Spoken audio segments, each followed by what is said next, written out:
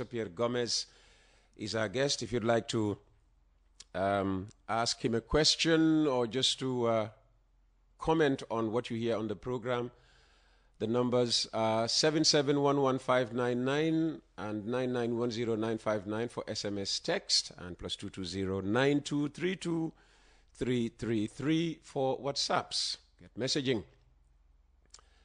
We're in the midst of the most widespread campus unrest in the history of tertiary education in this country. In recent weeks, campus protests have escalated, with university students calling for the reinstatement of sacked lecturers and the resignation of the Vice-Chancellor. The protests led to clashes with the police and the postponement of exams scheduled for this week.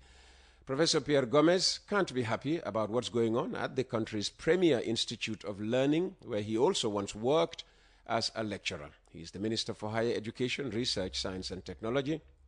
And, as I said moments ago, my guest this morning. Good morning, Prof, and thanks for joining us here on Coffee Time.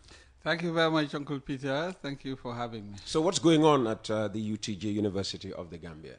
Well, the staff are on strike, so because two of their colleagues were dismissed, and they were not happy with that, and then also students want to have exams, because this week exams would have started because they are done with their lectures. So unfortunately, we could not have a solution for now, because the management tabled a case before the governing council, and the University Governing Council also set up a disciplinary committee, and that's it was composed of two from the governing council, two members from Senate, and one independent, and so on. So unfortunately, one of the parties could not recognize the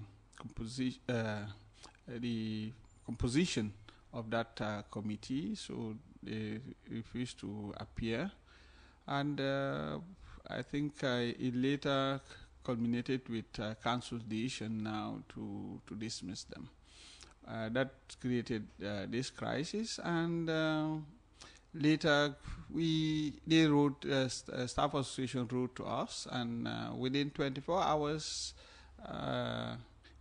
we now invited them for a meeting, and in the process also the matter was brought to the notice of His Excellency the President. He directed for the case to be escalated to the office of His Excellency the Vice President, and with other stakeholders, and we received separately the Staff Association, the Student Union, obviously with management.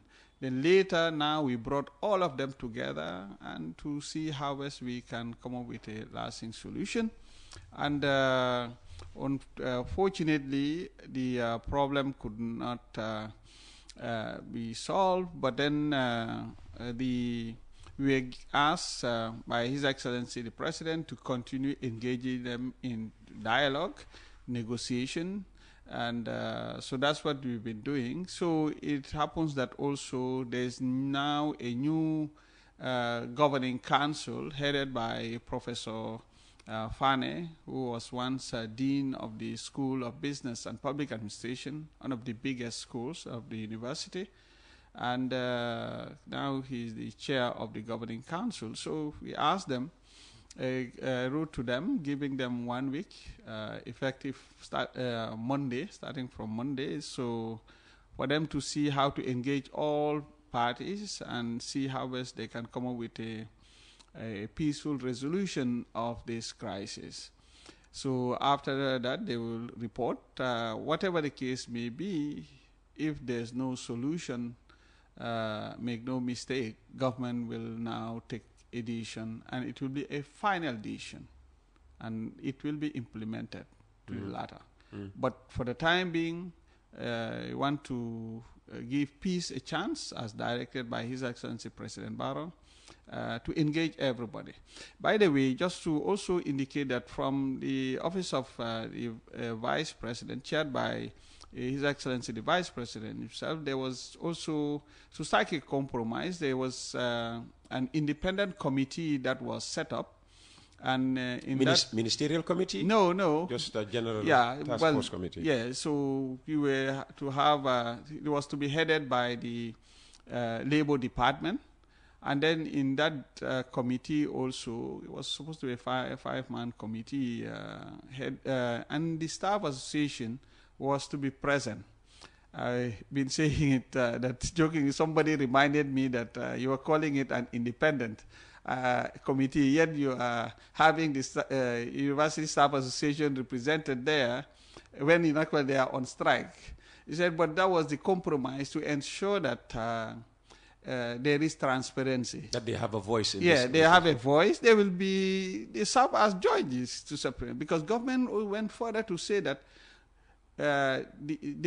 government will implement the outcome of that meeting from this independent committee, in which the staff association is a member or serve as a judge to some extent. So they met they called the management, who came with their dossier to defend themselves, and then called the other parties, and unfortunately they received legal advice that they should not appear, after they requested for an official letter from Labor Department, which was done.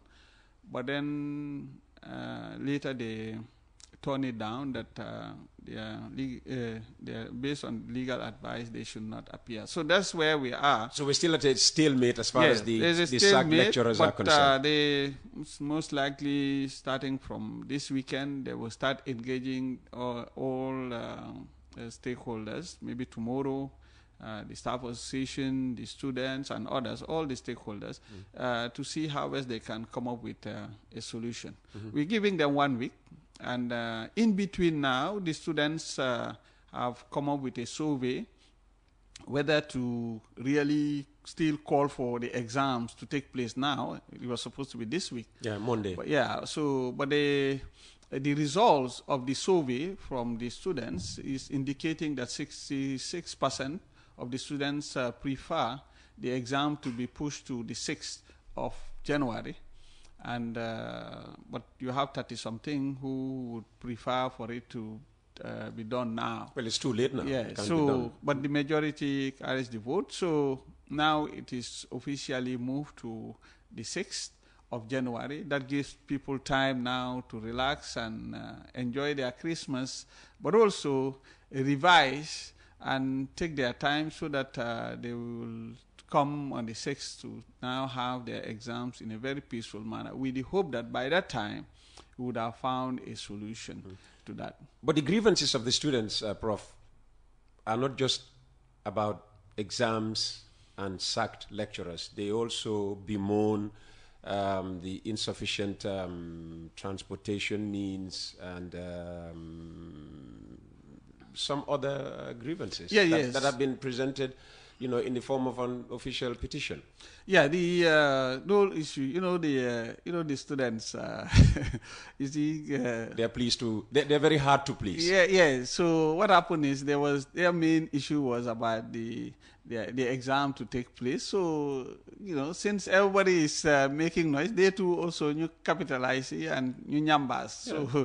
So but most of them are things that government in general, with the one or two that might not be feasible. The transport issue was even, one of those things that delayed, the move to Faraba. Yes, but apparently it's still not been solved. No. There are two issues there. We wrote on several. I've been saying it over and over to the students and to UTG management, and also to everybody, because I know there's also this tendency all the time to push the transport issue to government, to MOHAS specifically. MOHAS just is in charge of the finance part of it, as government.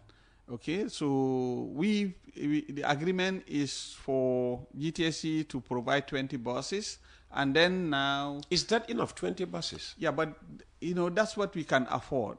Remember, it is costing you and I and all taxpayers' money 36 million per annum.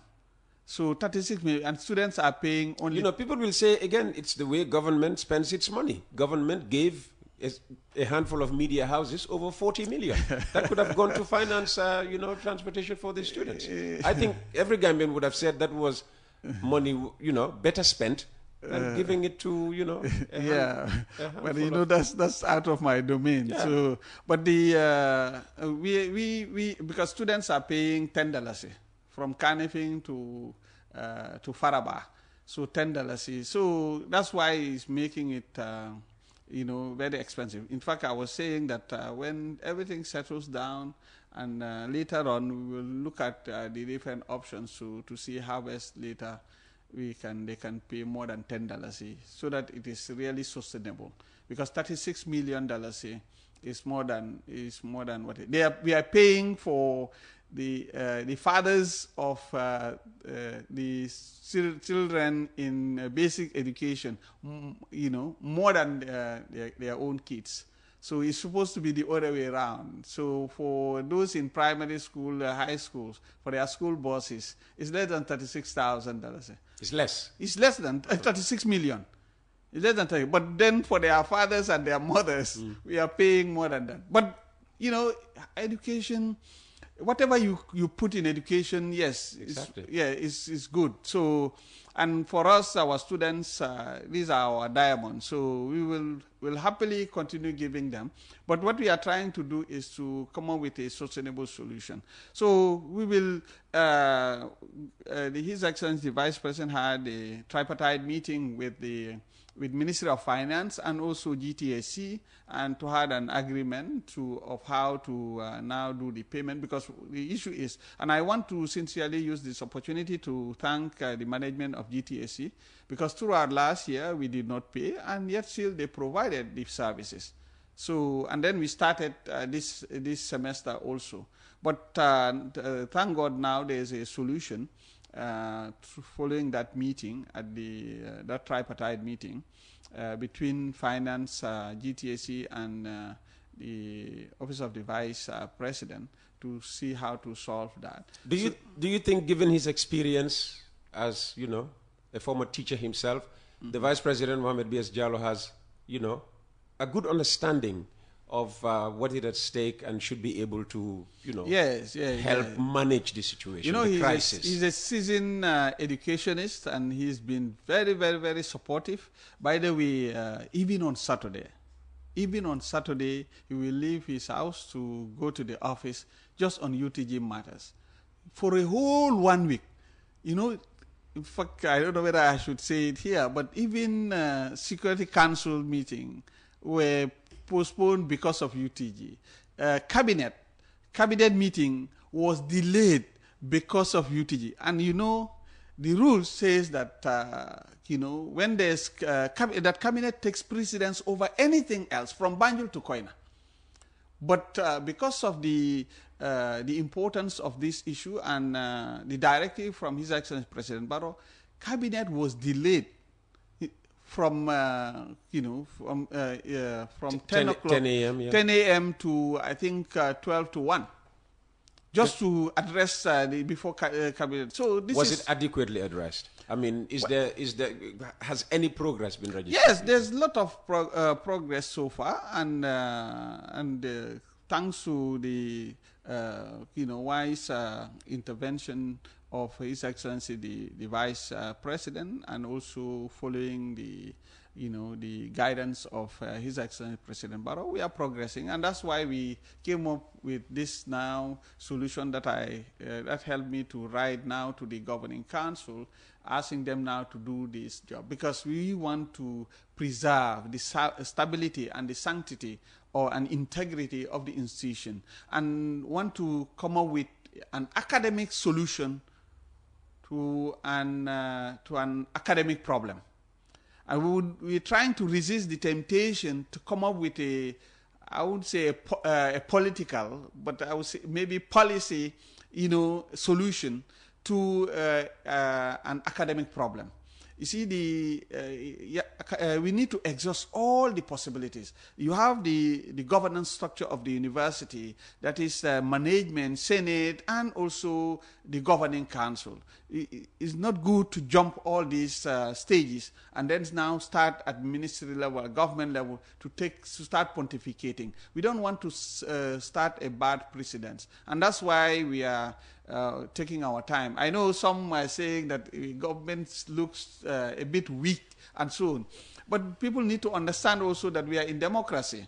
Now, those days when you can just wake up and use force and so on and so forth, that's the last resort. That use force to do what? To quell the campus protests, to just implement the sacking order on the just elections. Our neighbors was one of the countries not far from us. Within 2 days, just 2 days of strike in a campus, they closed the university. By the way, yesterday I learned that they too, interesting, just by coincidence. Who's they?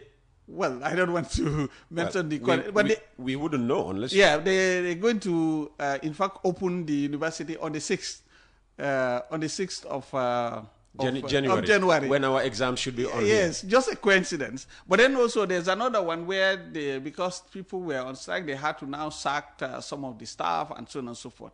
We saw what happened in other countries and so on. Yeah, in fact, within ECOWAS. But we don't want to go toward that line. So that's why we want What if that's the only way of dealing with this problem? No, but that's why I'm saying for now. No, I'm just worried that you're saying you don't want to toe that line. Yeah, but if that's the only way of solving the problem, why wouldn't you want to toe that line? Yeah, make no mistake. I've been telling students to remember that government is a leviathan. Hobbes said it. And it's very, very clear. Government has all the tools to use to restore order, to restore sanity. That's what is there, like the different options that government has. So the government has different tools. For now, the only thing that is on the table is dialogue, peaceful resolution, giving peace a chance. When all these things fails, make no mistake, government will take a decisive decision and it will be implemented to the latter. Okay. Yeah, that's the message. But just for the students earlier on, so most of the things that they are talking about will be provided. For instance, they asked for ambulance. The Minister of Health, he was the one who even approached me. Just yesterday, he reminded me that maybe next week or something like that, he will provide the ambulance. Yeah, it's not provided yet. They ask for an ambulance until they get an ambulance. All these declarations of intent, we know they come from government all the time. Yeah, but somebody asked for something and said, "Oh, by coincidence, we just approved it yesterday." We are but they know that, and some of them know that we will not come here and say what is not possible. Everybody. This ambulance will be provided next week. That's what the health minister promised you. Yes. I will call you next week. Yes. All right. So and I will demand proof that the ambulance has been provided. No, but the reason why people doubt you, and when I say you, government in general, is because you make promises that you don't, deliver on. We talk about the ferries. We were promised that ferries would be available. They are not there, and so many other promises. Yeah, but Peter, maybe let's come back to education. Just giving an example. That's the only thing I know. But I can tell Let's go on to the fate of the teachers who graduated from, it's not the University of Education, who are waiting to be either promoted or no. That's basic education. That falls under basic education. Oh, that's basic education. That's not under. Okay. Yeah, well, there was a time when you started handling it because you were the minister. Overseeing. Yeah. So you've now transferred that completely over to the new minister. You have students that are sponsored by MOHAS. They form the majority. Okay. But then also you have students who are sponsored by other ministries and government agencies, like MOPSI. So this one is those that were sponsored by MOPSI. By MOPSI. So just yesterday, the Honorable Minister and the Permanent Secretary brought it to my attention. So they will be engaging the university authorities. It has to do with the areas and so on. but they will work it out. But in essence, we will really support all the stakeholders so that we can find a solution. Absolutely. Good luck with that. You'd like to talk about TVET, and we'd like to hear about updates on TVET. It's been another busy year for Mohurst in terms of its TVET agenda. Let's just do a quick recap before we start maybe taking questions for you from the audience. Yeah, we said that 2024 will be a year of delivery. So we delivered Ndemban, okay, for the first time. It is operational. We also delivered Kanilai TVET Center. It's also operational. And we also now constructing TVET Center most like in the coming months, early next year. It will be ready. The president visited the place. Where That's are you? in Wasu. A multi-purpose TVET Center in Wasu is delivered. And then also, you know the famous now Faraba Banta, campus, UTG, and so on. But that's for the university. I come back. But to stick to the TVET part, this is what we are doing. And also for TVET, we are now we've already rolled out SIE Fund, Skills, Innovation, and Entrepreneurship Fund for the first time, now to ensure that we support students in these TVET centers to be given stipend, $400, that will help them to take care of... $400 monthly or annually? Monthly. $400? Yes. Dollars? Dollars. So to pay for their tuition fees and that's a lot of money. I'm going to sign on as a student. So, and then also the second window is also to support the TVET centers. But when you say TVET centers, recognized by NACA. NACA is the National Accreditation and Quality Assurance Authority, which is the technical arm of the ministry. So to really give them support to come up with some teaching and learning tools and so on and so forth. And the third component also will be startups. So students coming from these TVET centers, with to be supported for startups and so on. Because the essence of education is not for you to come out and then waiting for government and others to employ you. Can you employ yourself? Can you create jobs? And then now we give you some funding that can help you to support that. This is what we are doing on TVET. And then also, and this is linked to what we are already identified land. By the way, there's also one that is in Pachar for agribusiness. Next year, it will be constructed in the coming months. And then also in Combos here, you have TVET Center on Fisheries. For the first time, it's going to be a center of excellence to have even within West Africa, some countries don't have that. We want to have the Gambia to serve as a hub on fisheries training and so on. And it's through the our World Bank project, RISE. So in between, we've sent young Gambians to go and be trained on agribusiness on agribusiness and also fisheries at master's level. And this is fully funded by the Gambia government, 18 to 20 of them. That's going to create a big boost within this sector. Because if you take fisheries right now, currently doing the situation analysis, you are likely not to have more than 2 or 3 Gambians within the sector who have a master's degree in this area, Banjul to Koina. You see? And next year we celebrate 60 years of independence. So what we are doing now, building the human capital.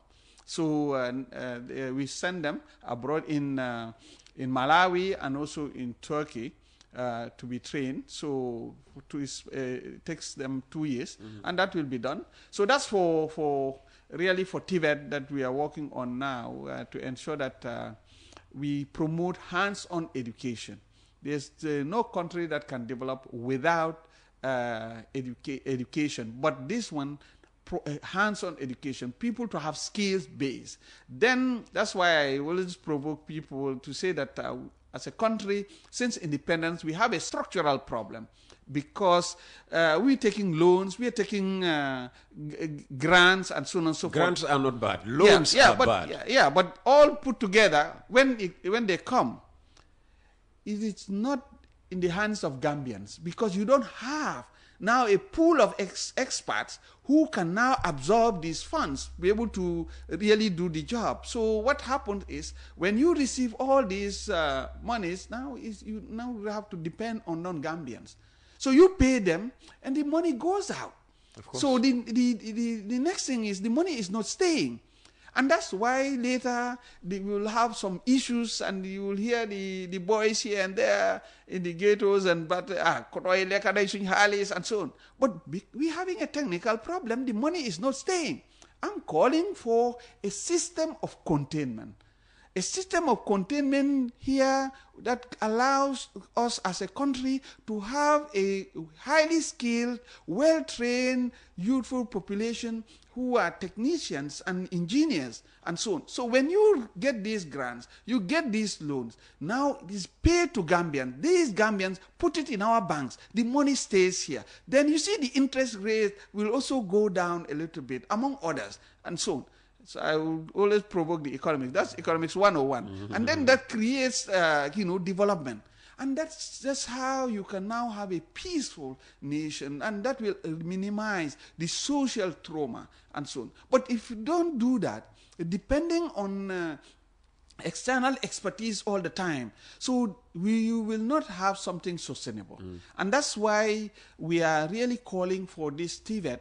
And all countries, developed countries, I always provoke you, your country, second home, Germany. Germany is what it is because of TVET. You could see in all the different places. Other countries also did the same. And this is what we've done. And interestingly, this was the original plan during Sadauda's time. And that's why we came up with the junior secondary in those days and so on. But unfortunately, we missed the road. And now these junior secondaries doing like these high schools and so on. There must be a difference between a technical high school and those schools that are doing general education and so on. And that's where now we need to address the issue. And that's our agenda now. Okay. And that's why we are now promoting regional TVET centers to address two phenomena, rural-urban migration and the illegal migration and so on and so forth, the Bagwe syndrome. You see, now the Mediterranean Sea is now an open cemetery. You see, so we need to propose alternative to the youth. And there's nothing better than skills for the youths to be able to now address the malaise. Then they will stay here, employ themselves, feed their family, feed the nation.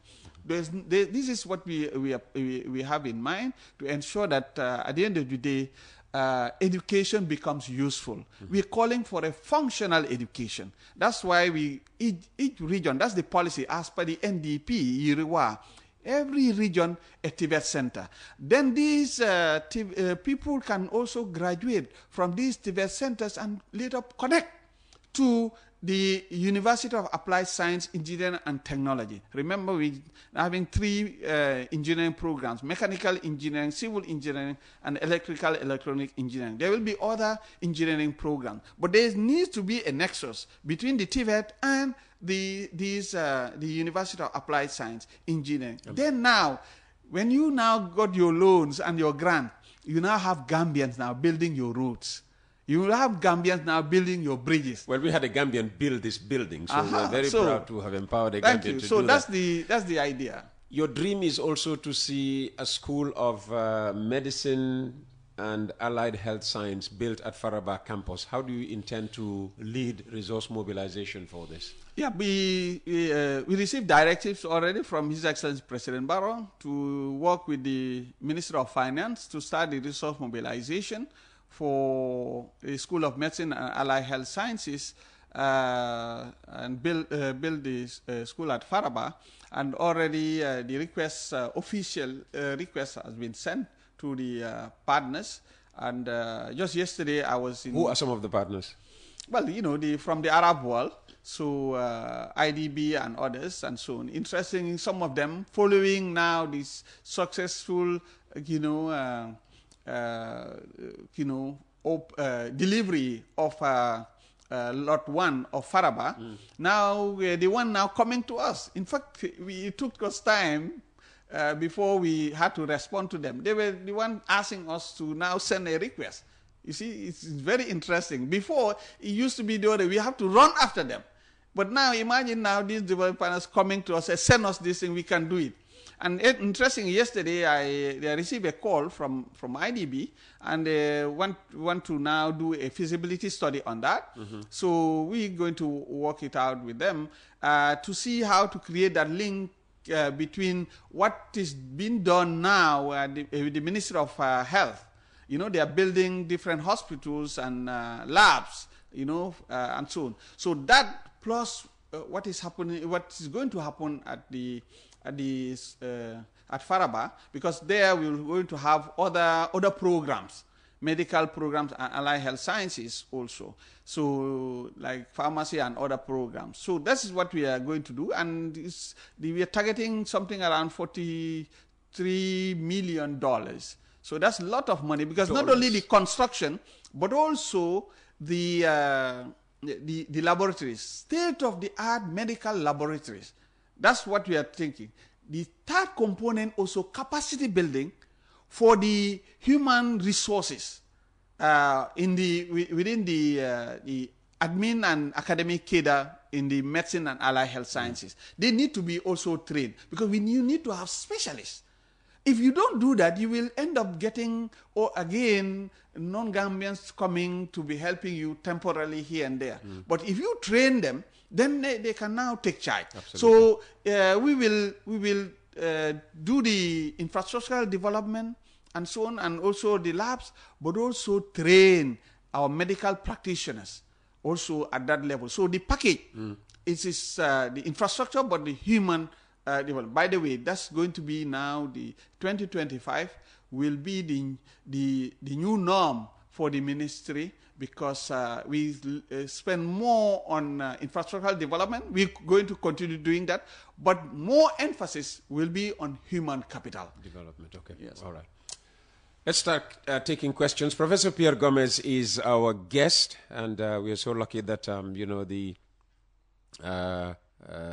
main speaker for the next program is not available, so we can afford to go an extra 30 minutes this morning. Question for the minister: why is the Road Transport Workers Association not being allowed to set up a garage in Faraba Banta campus to ease the transportation problem? The reason being given is that setting up a garage there will spoil business for GTSC. Many staff members and students do not always want to join GTSC. Two issues here. You are forcing the GTSC buses on student and staff. Not all of them would want to ride them. And there's an option to this transportation difficulty. Allow local transporters to, set up a garage, be able to, ferry people to and from the campus. This is news to me. I'll be really surprised to know that this is the truth, because currently, based on the arrangement, GTSC transfers only students, not staff. GTSC is not transporting the staff. Okay. So the staff. By the way, this is NAWEC. The light's going on and off. It's NAWEC. Every time you see it blink, we go to solar. Every time it comes back on, it goes back to NAWEC. So the GTSC transfers only students. That's one. And the staff, they have their transport by UTG. They have their buses, from Brikama campus, to shuttling. So, and then now, whether you are a staff or a student, if you miss these buses, you go to the, if you miss this opportunity, you now go to the garage Brikama and then take this public transport. So that people are using the public transport from the Brikama garage to go to Faraba. So I don't think there's a resolution edition somewhere that forbids people to use public transport, because currently people are using public transport to go to Faraba. God bless Pierre Gomez, the minister. He has taken higher education to another level. His work in the education sector is unprecedented. That's coming from a fan of yours, Joseph Silva. Good morning, Uncle Peter. Please ask Professor to elaborate on more college turning to UTG. When is it going to be effective, and how will the courses be? Is it going to be only teachers UTG or what? I'm not quite sure. It has to do with our transformation agenda. Yes. So now Gambia College now has been transformed. It's official. But then we will start, effective 1st of January, start rolling out the implementation, transform into University of Education. We are moving from Gambia College 3 schools, because Gambia College has 4 schools. We want to move 3 schools from Gambia College and integrate them into the University of Gambia. And there are a School of Nursing and Gambia College School of Public Health. We want to move them to the University of Gambia School of Medicine and Allied Health Sciences. Okay, so that UTG will be the only public university where you can receive health. They can receive public. How to call it? They can receive health education and so on. So that's the first point. Then also, the Gambia College School of Agriculture will be moved into the University of Gambia School of Agriculture and Environmental Sciences. It means that the University of Gambia will be the only public university that will be running really agriculture and environmental sciences. Then now, the Gambia College will be left with School of Education, and UTG School of Education will move to Gambia College. They form what we are called now University of Education, the Gambia. Okay, so it means now we're going to have, as opposed to now, where we have 2 education baskets, we're now going to have 1 education basket. And remember, UTG is running a degree program to train teachers for senior secondary school. Gambia College train teachers for ECD, that is early childhood, and then also lower basic and junior secondary. Okay? Which is upper basic. Yes. So now what we are doing now, we want to bring them together as one. And then now the curriculum also will be reviewed, so that they will talk to each other from ECD to now PhD. We want even to come up with new degree programs, like in ECD, because as a country right now, because we are not offering degree programs in ECD, when you train somebody in ECD, later on the person wants to progress professionally, and he will later try to do a program, go for PTC or HTC. When he gets that qualification, obviously his salary will go up, but the person will no longer come back and teach at ECD. So you would have missed now, you would have lost a very qualified person in ECD. Absolutely. And whereas, for instance, I'm a professor, but if you take me to ECD to teach these kids, I'm going to fail. You see, because this is very, very difficult. It demands skills. And so, but unfortunately, people think that this is for young ones and so on, the kids, so you can bring anybody. In fact, you cannot do that. So you need to have well-trained people. This is what we are trying to do. And gradually, we will be able to have also graduates, because in the long term, we want to have teachers who are graduates, okay, like in other countries that will face it. It will not happen during my time, but that's the system we are putting in place. The other one is MDI, Management Development Institute, being transformed into Civil Service University. That is now, it just allows people later, you can go to this University of Gambia, you get your academic qualification, you come and sit an entry exam to now get a professional qualification, professional degree. The objective is later working with the civil service now to change their systems, processes, so to ensure that key positions within the civil service. You cannot occupy that if you don't have this minimum. Okay. You get the point? So that you have a more professionalized civil service. Okay. And therefore, certain people, whether you like it or not, you cannot occupy it because you do not have this qualification. Okay. All That's right. what we are.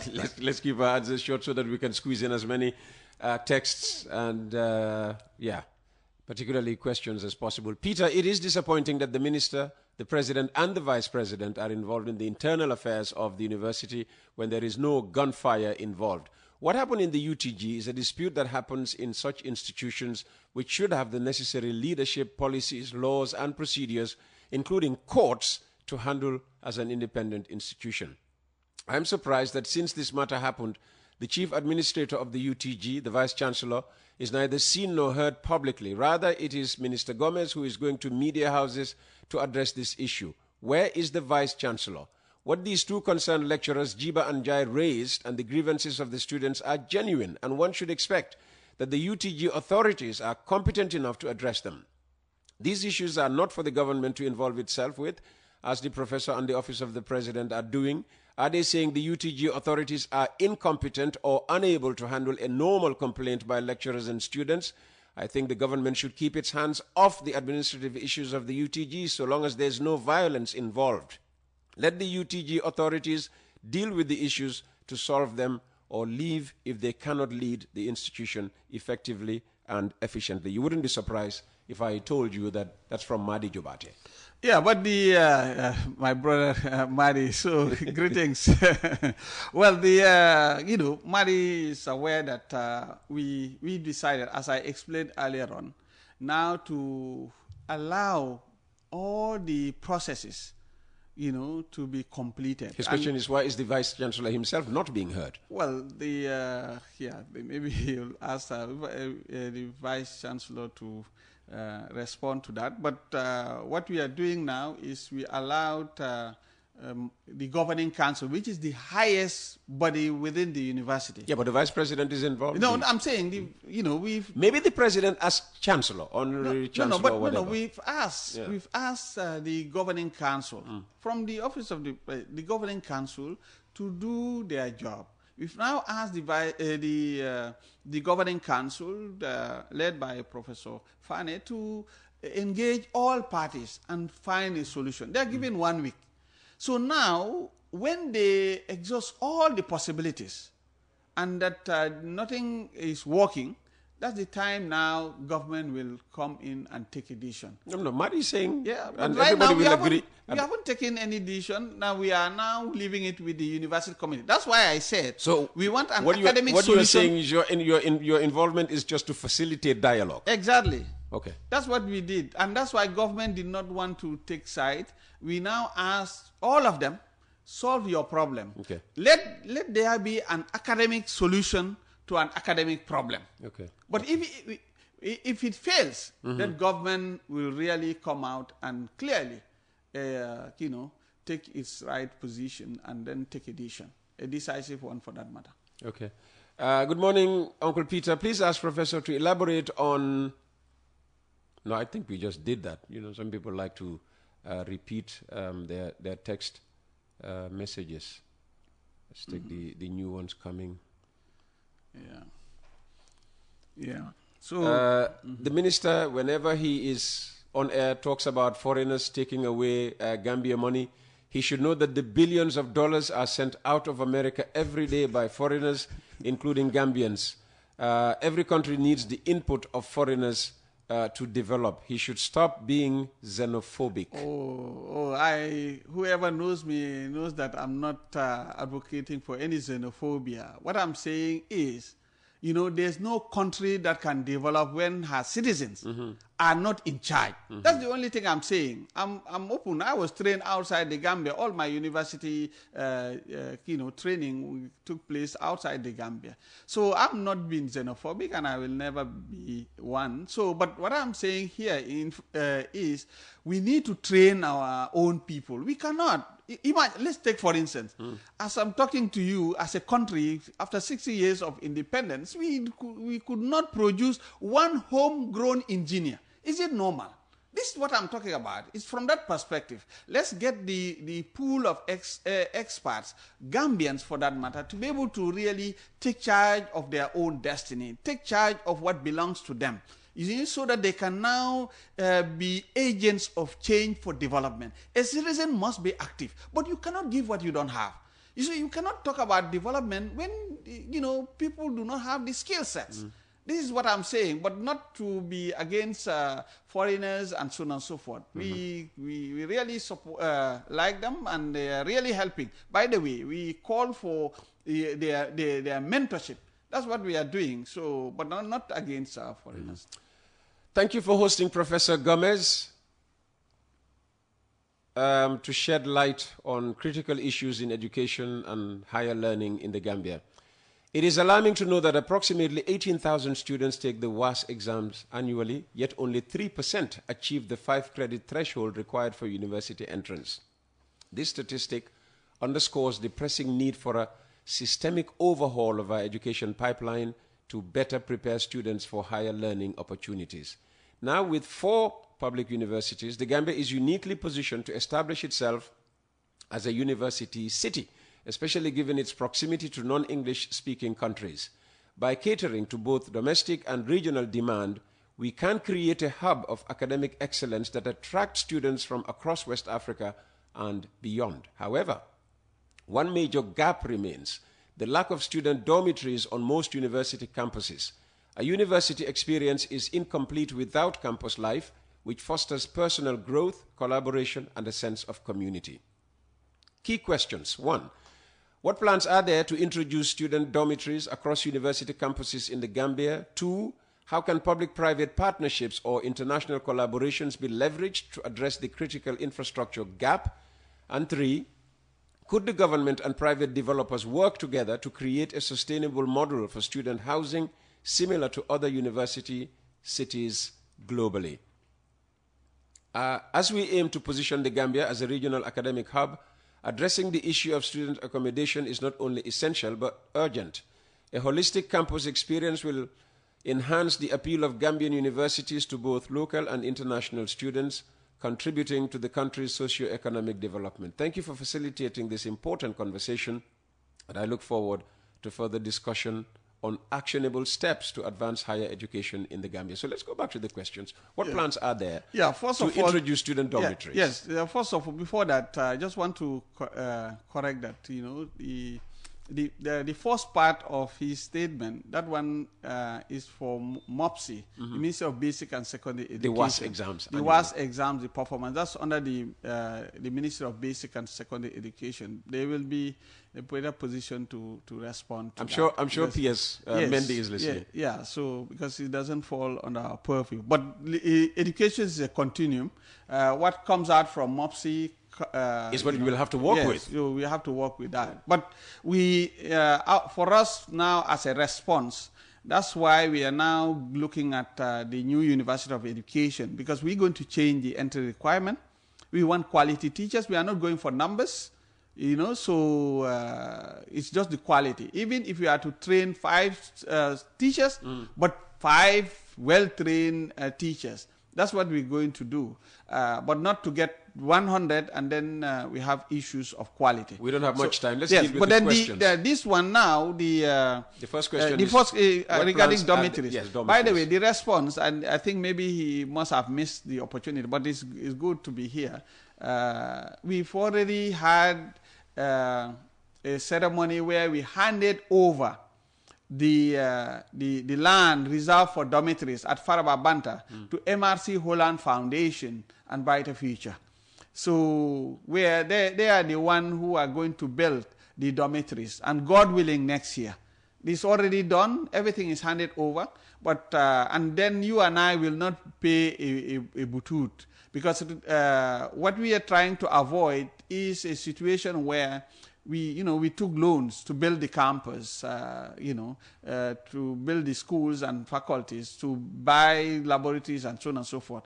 And now going for another expenditure to also build the dormitories.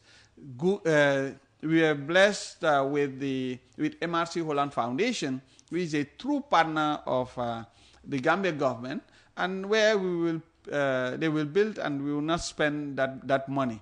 And as you know, they are the one helping us with some of our schools. By the way, they are the one who renovated the dormitories at Gambia College, and they now build 2 new story buildings also for dormitories at the college. So going to double the numbers at Gambia College. So at UTG also, God willing, next year they will now start the construction. They've already agreed. And we've handed over. So the issue of dormitories is being addressed. Yes. Question number 2. How can public-private partnerships or international collaborations be leveraged to address this critical infrastructure gap? I suppose MRC Holland Foundation has answered that it's question already as taken well. care of. By the way, all our TVET centers, even the Demban, the Kanilai, they all have dormitories. That's the model, and through MRC Holland Foundation and Brighter Future. Okay. So, and 3, could the government and private developers work together to create a sustainable model for student housing similar to other university cities? That one is all put in one. Okay. We've addressed all that. And he doesn't have to pay one butut on that. And we have 3 minutes left. How would you like to conclude this morning? What would you like to address that has not been addressed already? Yeah, just to say for the viewers that, and also your audience, we have the 3 bills that we talked about beginning of the year: the loan scheme bill, the tertiary and higher education trust fund bill, the research and innovation bill, are all now waiting for the 3rd reading at the National Assembly. So, and even the loan scheme bill is budgeted also. So then the other thing also is we are coming up with different strategies to ensure that we continue our transformation. God willing, next year around independence, the new campus of University of Applied Science, Engineering and Technology, will be ready. Which used to be GTTI. Yeah. So in Brikama, behind Gambia College, it will be ready. So remember, all the lab equipment are around. So we don't have problem, just the construction. So that one will be inaugurated. And God willing, also next year, we will go back to Faraba, the mighty Faraba, to inaugurate the 2 structures. One, the Chancery Building, that is 7 stories. That's going to be the administrative block, and so on. We'll be right opposite the School of Business and Public Administration, but also we'll inaugurate the Faculty of Law and the School of Agriculture and Environmental Sciences. All that by mid next year. On or before July, these 2 schools that I mentioned will be ready, and July ending.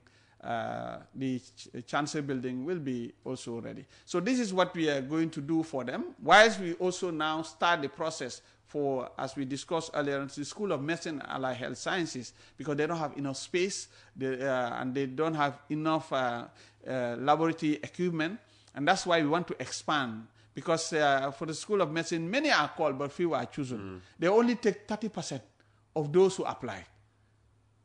70% of those who have met the requirement are not taken. That's it. They go elsewhere. Is it because of capacity? Yeah, because of space. Okay, Space and other stuff and so on. So that's what we are trying to do. And we want to have hubs. And by the way, we also receive many requests from different countries who wants to come, but we cannot take all of them. But when we now create these opportunities, you see, our vision is the Gambia to be a hub. An educational hub. An educational hub. We want them to we want to promote what I call academic tourism. So, but to do that also, I call upon all stakeholders right now to really give peace a chance, because in other countries, I don't want to mention name, they all know that sometimes to do a first degree it takes you 7-8 years. Because lecturers are on strike all the time. Yeah. We don't want to have that. So, as opposed to these people, we want to tell them that come to the Gambia, you will not have that. So that, by the way, these people, these international students, when they come, they pay... I'm just going to give you 30 seconds because already half past the hour. They pay in dollars. They pay more than the Gambians. We want to do like in the UK and others, where now they pay 3 times what nationals are paying. You use those funds to sponsor your nationals. Absolutely. Professor Pierre Gomez, thank you very much for your time this morning. Professor Pierre Gomez has been our guest. He's the Minister of Higher Education, Research, Science and Technology. That brings us to the end of this extended edition of Coffee Time with Peter Gomez to end the week. Thank you very much for your company throughout the week. We are now taking a well-deserved 2-day weekend break to be back